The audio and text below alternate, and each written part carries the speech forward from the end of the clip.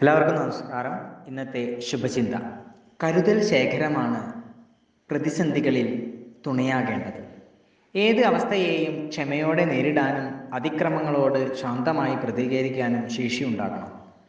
സംഭവങ്ങളല്ല, സംഭവങ്ങളുടെ വ്യാഖ്യാനമാണ് സന്തോഷമോ സംഘർഷമോ സൃഷ്ടിക്കുന്നത്. ദുർവ്യാഖ്യാനങ്ങളാണ് മനസ്സിനെയും സമൂഹത്തെയും ദുഷിപ്പിക്കുന്നത്.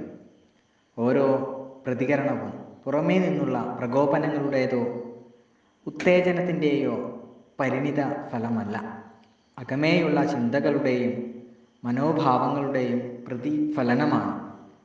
നല്ല കാര്യങ്ങളുടെ ഉത്തരവാദിത്വം സ്വയം ഏറ്റെടുക്കുകയും ദൗർഭാഗ്യകരമായ സംഭവങ്ങൾ മറ്റുള്ളവരിൽ അടിച്ചേൽപ്പിക്കുകയും ചെയ്യുന്നത് നിലനിൽപ്പിനു വേണ്ടിയുള്ള കുതന്ത്രമാണ്.